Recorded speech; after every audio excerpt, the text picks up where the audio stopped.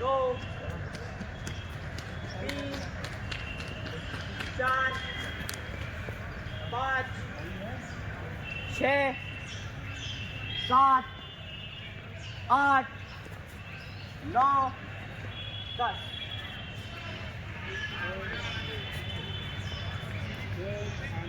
ओम भानवे नमः। ओम भानवे नमः। खगाय नमः। ओम खगाय नमः। ओम पूषणे नमः। ओम पूषणे नमः। 1, 2, 3, 4, 5, 6, 7, 8, 9, 10। ओम हिरण्यगर्भाय नमः। ओम हिरण्यगर्भाय नमः। ओम मरीचय नमः। ओम मरीचय नमः। ओम आदित्याय नमः। ओम आदित्याय नमः। 1, 2, 3, 4, 5, 6, 7, 8, 9, 10। ओम सवित्रे नमः। ओम सवित्रे नमः। ओम अर्काय नमः। ओम अर्काय नमः। ओम भास्कराय नमः।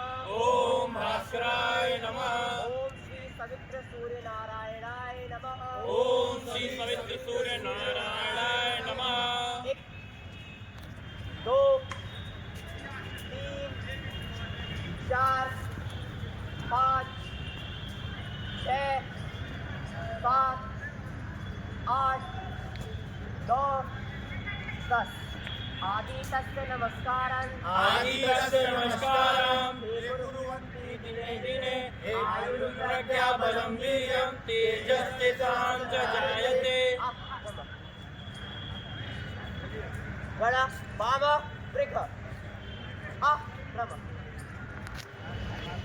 3, 4, 5, 6, 7, 8, 9, 10, 11, 12, 13, 14, 15, 16। आरंभ। योग स्थिति द्वितीय। 1, 2, 3, 4, 5, 6, 7, 8, 9, 10, 11, 12, 13, 14, 15, 16। आरंभ। योगा स्थिति 1, 2, 3, 4, 5, 6, 7, 8, 9, 10, 11, 12, 13, 14, 15, 16। आरंभ। योगा स्थिति तृतीय। 1, 2, 3, 4, 5, 6, 7, 8, 9, 10, 11, 12, 13, 14, 15, 16। आरंभ। योगा स्थिति पंचम योग। 1, 2, 3, 4, 5, 6, 7, 8, 9, 10, 11, 12, 13, 14, 15, 16। आरंभ। समय स्थिति 1, प्रथम आसन। 1, ताड़ासन। 1, 2, 3, 4,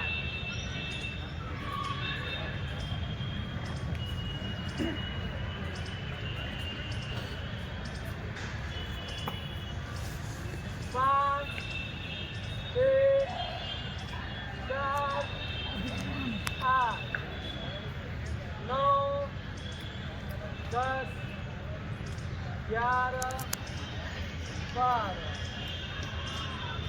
13,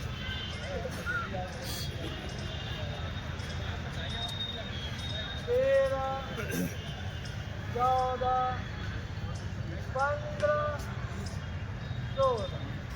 आरंभ। समय स्थिति द्वितीय आसन उत्कट। 1,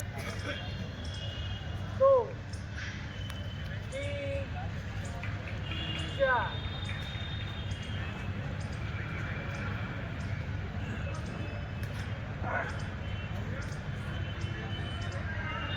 5, 6, 7, 8, 9, 10, 11, 12,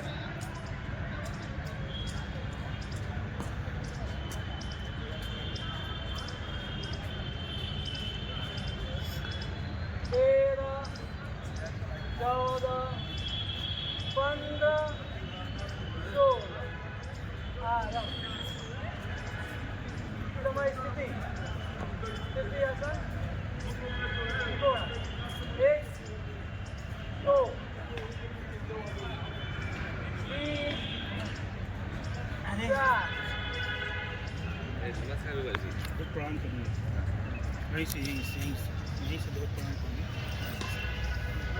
दो बार बैठ जाइए। 5, 6, 7, 8, 9, 10, 11, 12.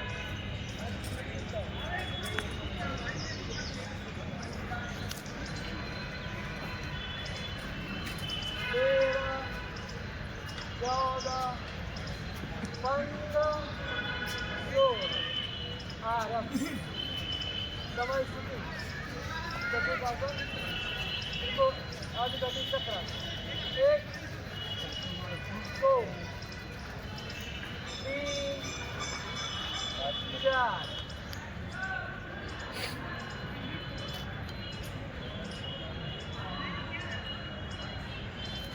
5, 6, 7, 8, 9, 10, 11, 12.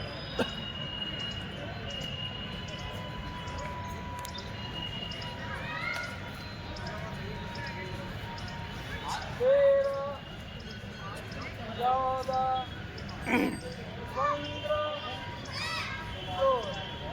आरंभ। समय स्थिति पंचमासन द्विपदासन। द्विपदासन प्रकार 1, 2, 3, 4,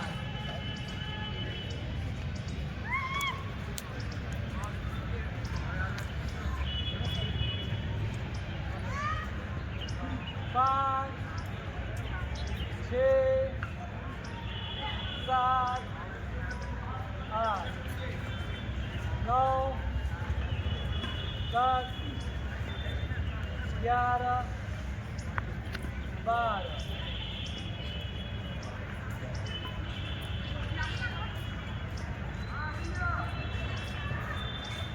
13, 14, 15, 16. आरंभ।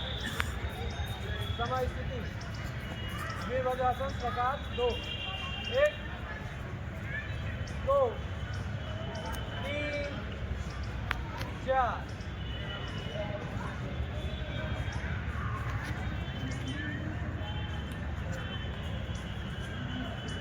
5, 6, 7, 8, 9, 10, 11, 12.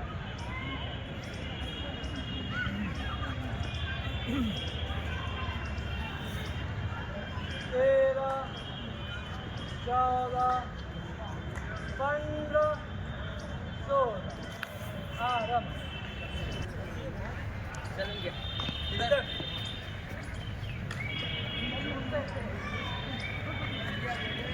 पहुंचिए पहुंचिए फटाफट, चलिए दौड़िए दौड़िए, पहुंच गए आपके स्थान पर, आपके स्थान पर आ गए।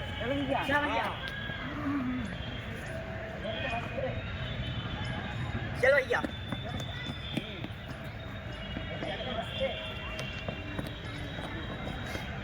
अरे किसी के लिए नहीं चलिए भैया हाँ, बोलना जोर से, अच्छा भैया बैठकी लगा के नमस्ते करना। चलिए दौड़ के दीजिए।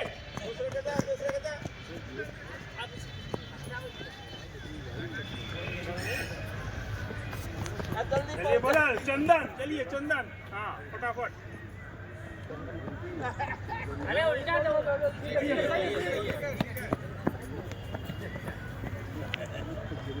दौड़ के दीजिए थप्पी फटाफट। क्या बहुत सही, क्या चलिए दौड़ बहुत सही, आराम से चंदन हाँ ठीक है। किसको बहुत सुंदर, सावधान, खड़ो, अच्छा,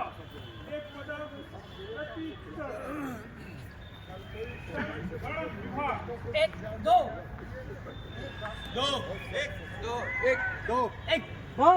एक दो खेल होगा ठीक है ना। रमो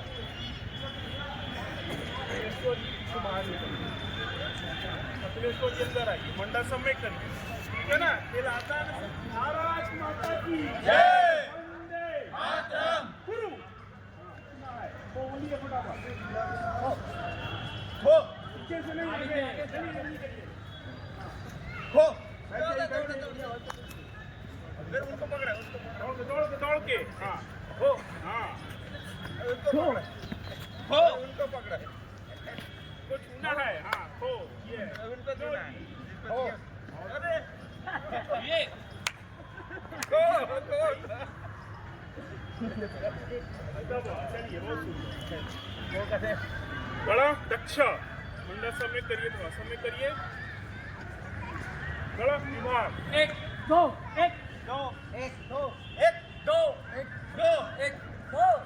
संख्या एक वाले विश्रमा होगा, संख्या एक वाले जब गढ़ में आएंगे सब पीछे विश्रमा एक वाले में आएंगे, दो वाले उधर, पंक्ति सीधी समय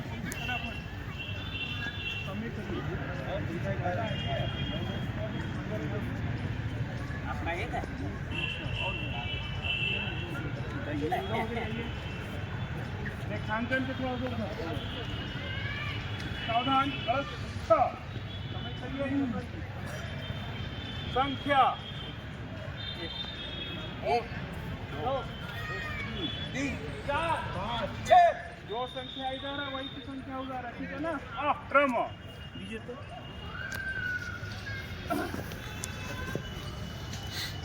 अभी जो संख्या पुकारेंगे दोनों वाले भी आएंगे। और भारत माता की जय, वंदे मातरम, संख्या 3, संख्या 2, रखिए, संख्या 4,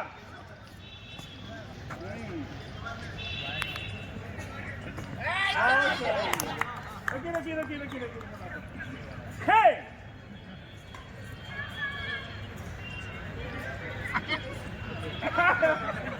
रखिए 5, दंड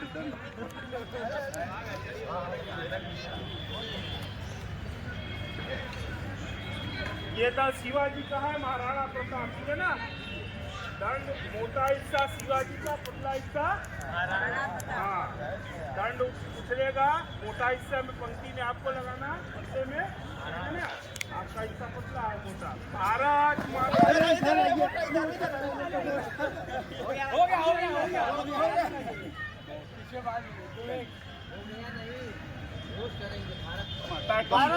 की वीर छत्रसाल की।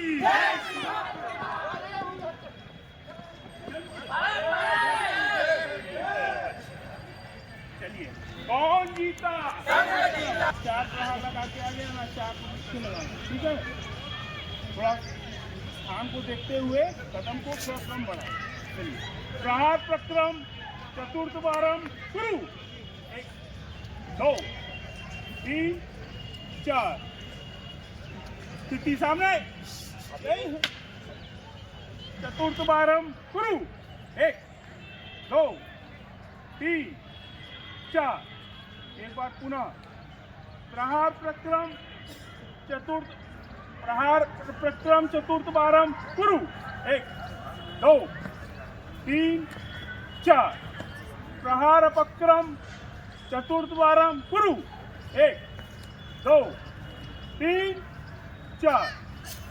भुज दंड। 1 2 3। एक पदांतर।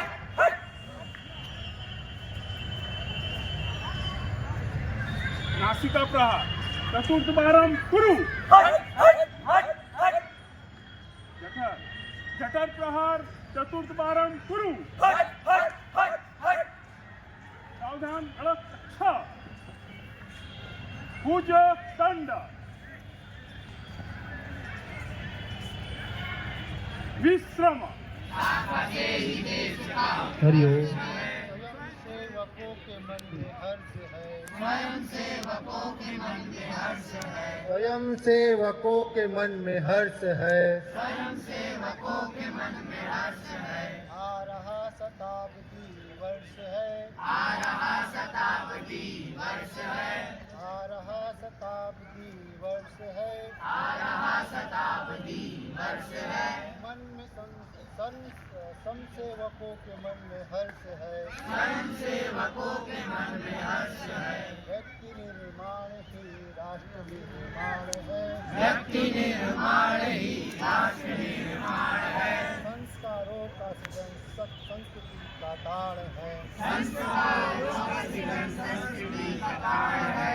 भारत का युगों से वही आदर्श है। भारत का युगों से ही आदर्श है। स्वयं सेवकों के मन में हर्ष है। स्वयं सेवकों के मन में हर्ष है। आ रहा शताब्दी वर्ष है। आ रहा शताब्दी वर्ष है। स्वयं सेवकों के मन में हर्ष है। स्वयं सेवकों के मन में हर्ष है। मन में देशभक्ति है। मन में देशभक्ति है। संगठन की शक्ति है। संगठन की शक्ति है। राम जी की सेना हम तो कभी न थकती है। राम जी की सेना हम जो कभी न थकती है। मातृभूमि कार्य से संघर्ष है। मातृभूमि का ये संघर्ष है। स्वयं सेवकों के मन में हर्ष है। आ रहा शताब्दी वर्ष है। स्वयं सेवकों के मन में हर्ष है। मन में समरसता सद्भाव हो। मन में समरसता सद्भाव हो। विकसित अपना हर गाँव हो। विकसित अपना हर गाँव हो। स्वयं सेवकों के मन में हर्ष हो। स्वयं सेवकों के मन में हर्ष आ है। रहा शताब्दी वर्ष है। आ रहा शताब्दी वर्ष है। स्वयं सेवकों के दिन रात गुण हमारा, दुनिया के लोग सुन लो, यह देश है हमारा, इस पर जन्म लिया है, इसका पिया है पानी, माता यह है हमारी, यह है पिता हमारा, वो देवता हिमालय हमको पुकारता है, गुण गा रही है निशिदिन गंगा की शुभ्र धारा, औरत की वीरता को झेलम तू ही बता दे, यूनान का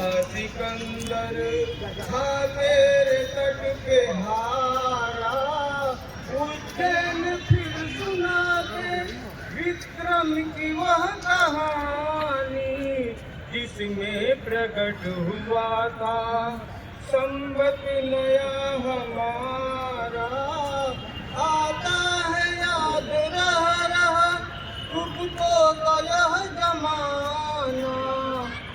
सारे जहाँ पे छाया वो स्वर्ण युग हमारा। चित्तौड़ रायगढ़ और चमकौर फिर गरज उठ, सदियों लड़ा निरंतर आजाद हो हमारा। क्रांतिकारियों ने अंग्रेज को चुनौती, चल पल प्रकट हुआ था स्वतंत्र वो हमारा। इतिहास गा रहा है दिन रात गुण हमारा। दुनिया के लोग सुन लो यह देश है हमारा, इतिहास गा रहा है। भारत माता की जय। आदरणीय अध्यक्ष जी, परम श्रद्धेय माताएं बहनें एवं समाज बंधुजन एवं आत्मीय स्वयंसेवक बंधु, आज गणेश प्रभात शाखा की वार्षिकोत्सव इस बेला में आप सबका अभिनंदन है।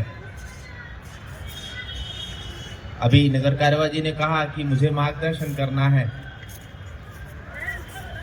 तो मार्गदर्शन हमारे यहाँ ऋषि संत महात्मा हमारे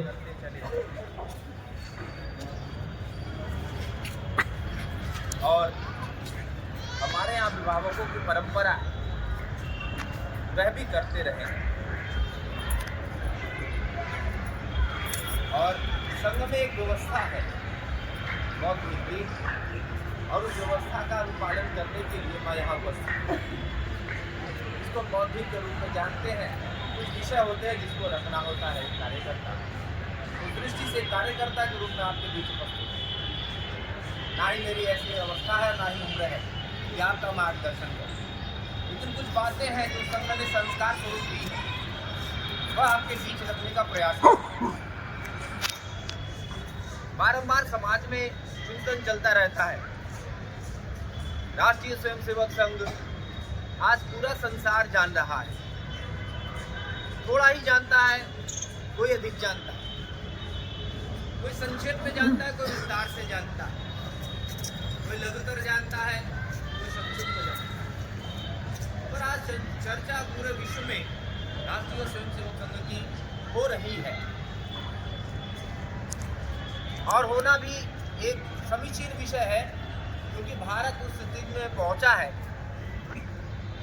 जो संघ के संस्थापक और स्वयंसेवकों का जो स्वप्न है उसके कारण से। बार बार प्रश्न आता होगा मन में, बहुत सारे ऐसे लोगों के मन में प्रश्न है, यह संघ की शाखा क्यों? संघ के संस्थापक पूज्य डॉक्टर केशव बलराम गिरगेवार जी ने 1925 में संघ की स्थापना की, और जब संघ की स्थापना की तो समाज के आप जैसे वरिष्ठ लोगों को, कुछ लोगों को उन्होंने आग्रह किया, समिति बनाई और विजयादशमी के दिन संघ की स्थापना की और संघ का कार्य प्रारंभ किया।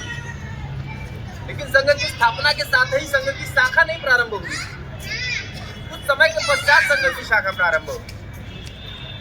तो संघ की शाखा किसके साथ प्रारंभ की? तो छोटे छोटे बालकों के साथ, किशोरों के साथ, शिशुओं के साथ। ये दो बहुत महत्वपूर्ण बातें हैं। संघ की स्थापना की तो समाज में वरिष्ठ लोगों को लेकर के, अभिभावकों को लेकर के स्थापना की, और उस संघ को आगे ले जाने के लिए, गति देने के लिए, विस्तार देने के लिए इसको स्पर्श किया।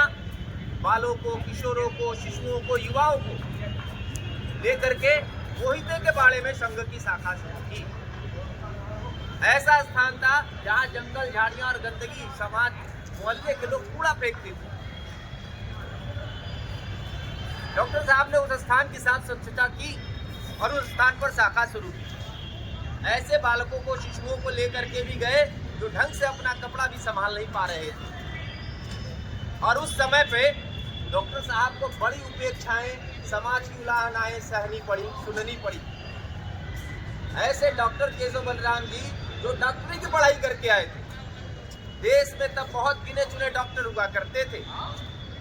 ऐसे पढ़े लिखे नवयुवक को संघ की शाखा लगाते हुए देख करके लोगों ने कहना प्रारंभ किया, अरे केशव, अपने घर की स्थिति नहीं देखते, ये छोटे छोटे बालकों को लेकर के क्या नाप शनाप कार्य कर रहे, जरा घर के बारे में विचार करो, घर की स्थिति सही नहीं है और ये क्या कार्य कर रहे हो। तब संभवतः किसी को कल्पना नहीं रही होगी। युवक केशव छोटे छोटे बालकों को लेकर के राष्ट्र निर्माण की दिशा में यह सब कार्य शाखा के रूप में शुरू कर रहा था, उसका क्या परिणाम होने वाला।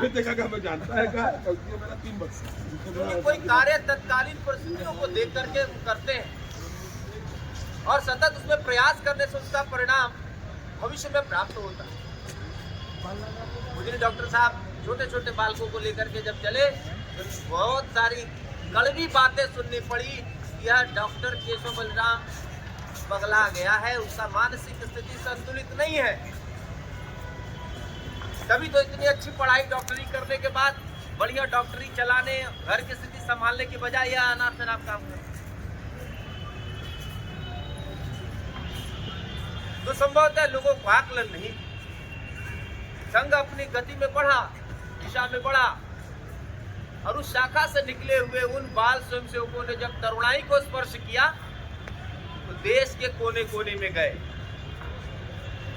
प्रचारक जीवन धारण किया, अपना घर अपनी समस्याओं को तज दिया। क्या प्रण लिया? राष्ट्र के उत्थान का प्रण लिया, संकल्प लिया, समाज को बलवती बनाने का संकल्प लिया, उसको संगठित करने का संकल्प लिया और वह संकल्प लेकर के अपनी सभी इच्छाओं को उन्होंने त्याग दिया, परिवार को छोड़ा, जहां जन्मे उस भूमि को छोड़ा और देश के अनेक हिस्सों में वह चले गए। उन प्रचारकों ने धीरे धीरे धीरे देश के हिस्सों में शाखाएं, जैसी डॉक्टर साहब ने नागपुर में कोयते के बारे में शुरू की थी, वैसी ही शाखाएं और संघ कार्य देश भर में व्याप्त कर डाला। उनके उस त्याग और समर्पण से जैसे एक बीज जब जमीन में डालते हैं तो उसका अस्तित्व समाप्त हो जाता है, उस भूमि में मिट्टी में जाते हैं उसका अस्तित्व समाप्त हो जाता है, लेकिन उस बीज का अस्तित्व समाप्त नहीं होता। जब वह एक पौधे के रूप में निकलता है, सभी परिस्थितियों से लड़ते हुए वह उस मिट्टी में तमाम प्रकार की खाद, पानी और ताप से लड़ते हुए अपने अस्तित्व को जब समाप्त करता है, एक पौधे के रूप में विकसित होता है और उस पौधे से उसके जैसे अनेकों पुष्पित होते हैं, पुष्प पल्लवित होते हैं, शाखाएं प्रशाखाएं निकलती हैं। डॉक्टर केशव बलराम जी का जीवन उसी बीज के रूप में था जो उन्होंने इस मातृभूमि के धरा में बो दिया और वह नित्य प्रतिदिन शाखाओं में स्वयंसेवकों के रूप में, कार्यकर्ताओं के रूप में प्रस्फुटित होता रहा और आज अनेक केशव यहाँ सामने खड़े दिखाई दे रहे हैं, बैठे दिखाई दे रहे हैं। वो जो थोड़े से मुट्ठी भर समाज के वरिष्ठ और अभिभावकों को लेकर के संघ की स्थापना की थी, उस बीज रूपी समाज के वरिष्ठ और अभिभावकों से बढ़ते हुए आप जैसे समाज में राष्ट्रहित में चिंतन करने वाली असंख्य संख्या खड़ी हो गई है। डॉक्टर केशव बलराम जी के राष्ट्रीय स्वयंसेवक संघ की स्थापना का जो उद्देश्य है वह आज आपके सम्मुख है। फिर प्रश्न उठता कि फिर यह शाखा निरंतर चलती रहती है, संघ कार्य कर रहा है, इसकी आवश्यकता क्यों है?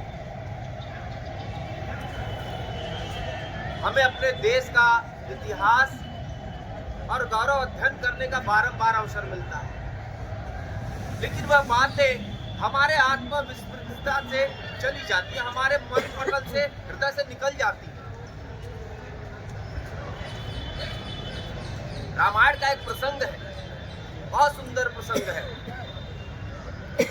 और इस भारत भूमि के हिंदू समाज के लिए वह आज भी अनुकरणीय है और एकदम से उदाहरण है।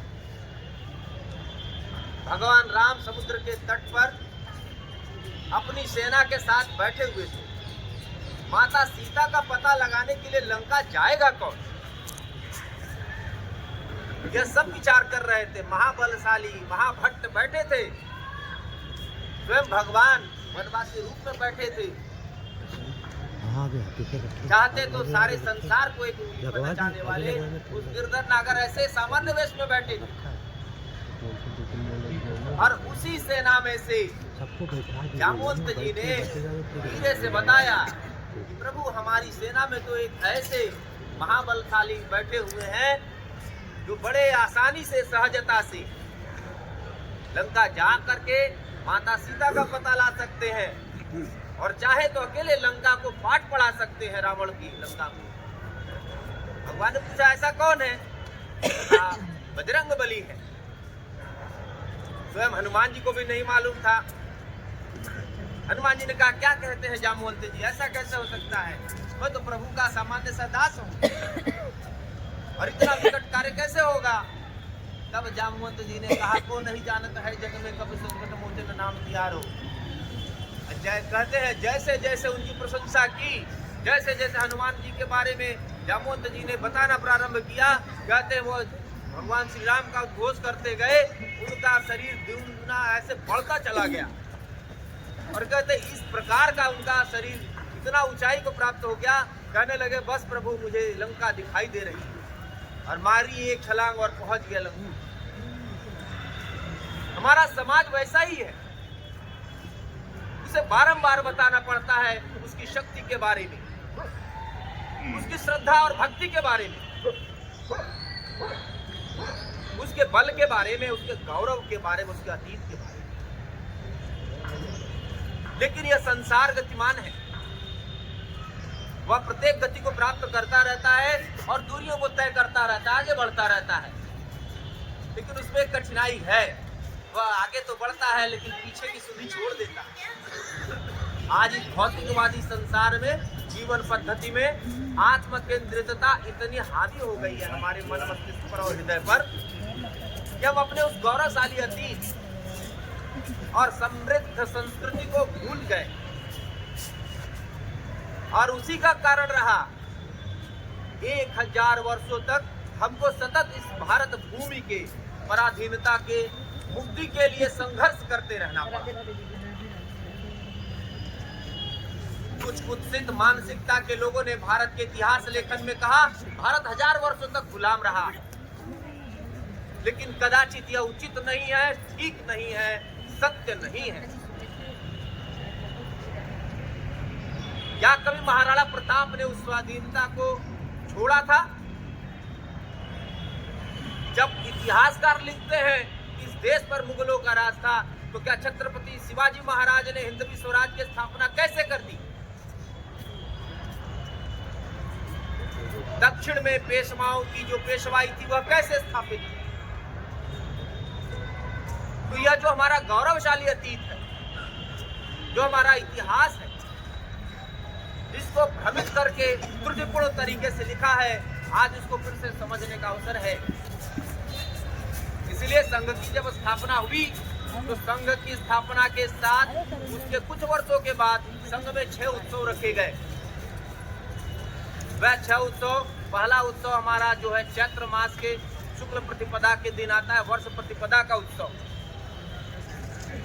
अंग्रेज जब आए तो उन्होंने ऐसी शिक्षा पद्धति डाली कि हमारे चैत्र प्रतिपदा शुक्ल प्रतिपदा के जो नववर्ष का हमारा मनाने का जो पर्व था उसको उन्होंने अप्रैल फूल बना दिया, यानी फूल डेज बना दिया, और हमारे ही पीढ़ियां, हमारे ही लोग उस नव संवत्सर को मूर्ख दिवस मानने लगे।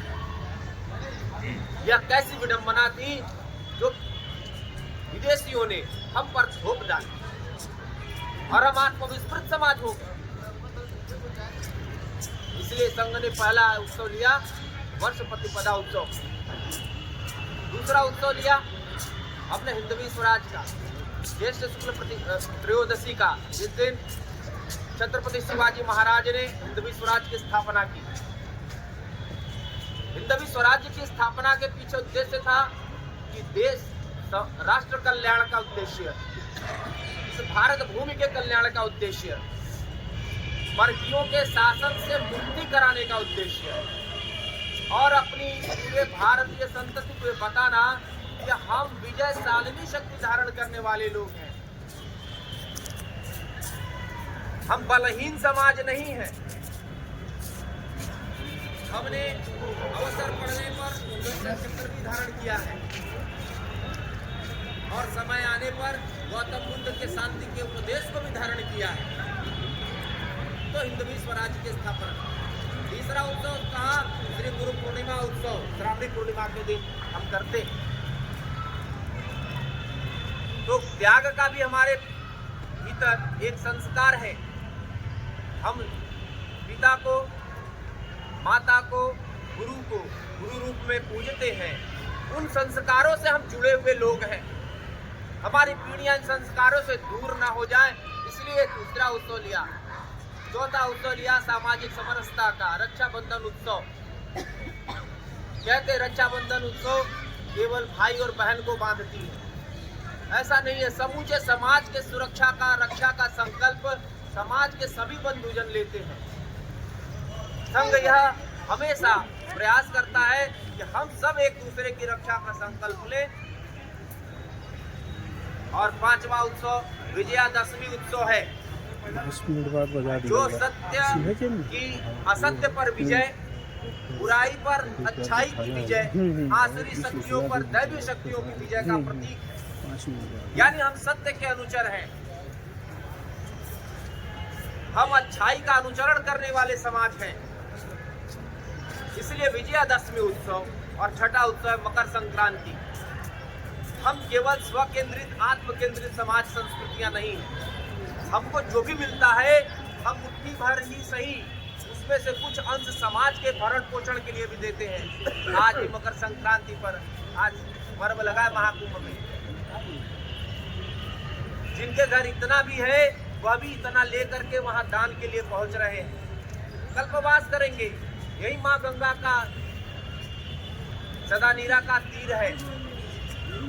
लाखों लाख काशीवासी दान पुण्य के लिए पहुंचते हैं।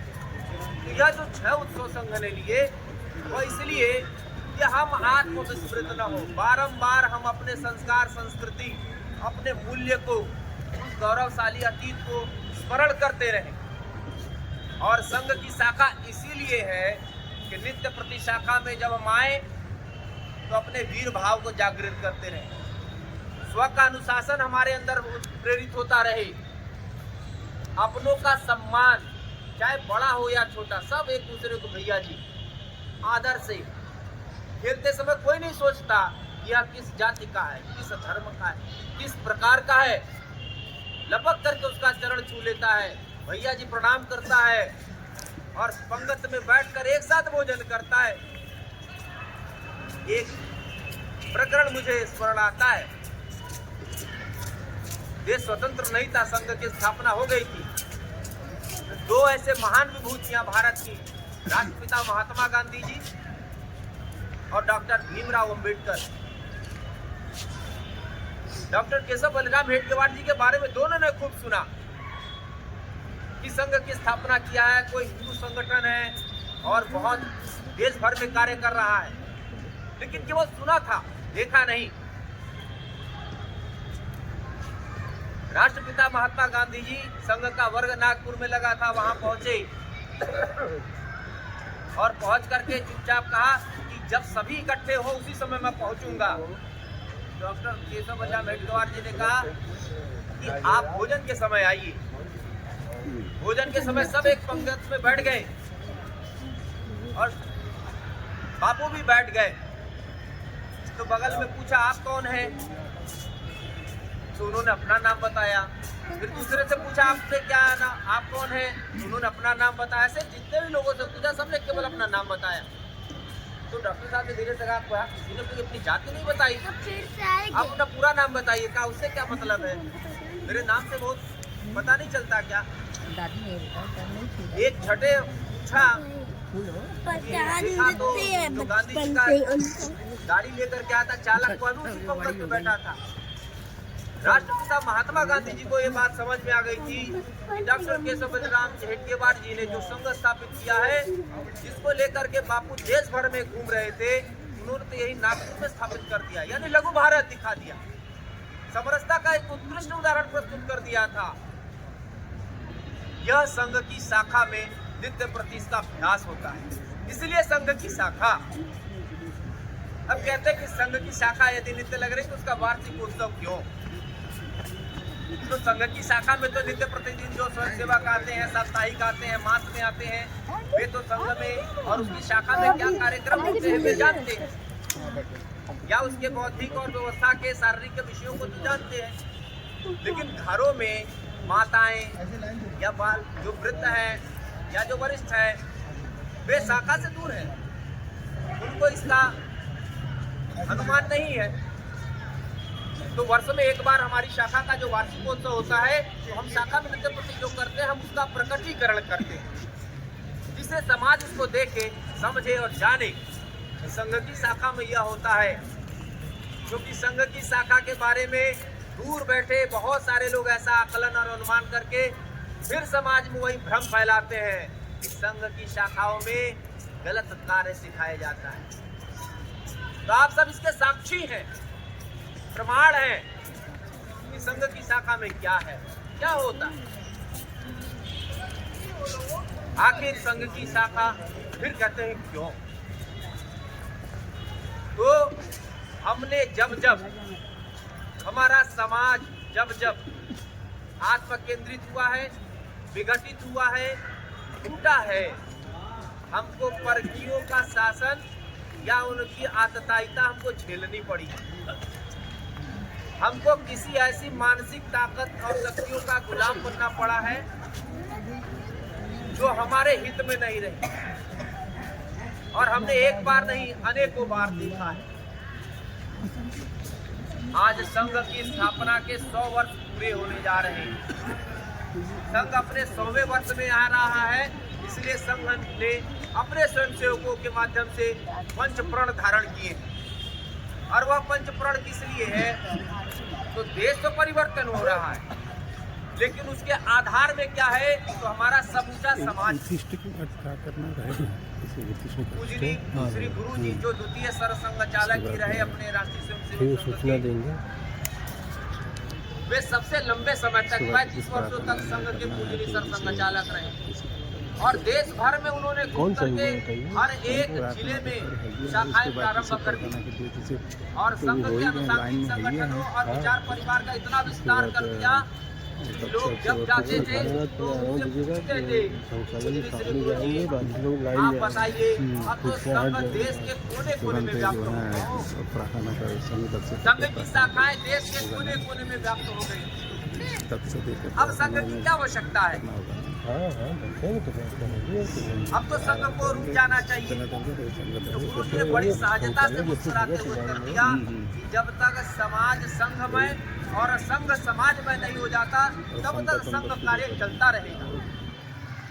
इसलिए शताब्दी वर्ष में भी संघ ने पंच प्रण लिया। उस पंच प्रण में ऐसी बातें हैं जो सीधे सीधे समाज से हमको प्राप्त होती है।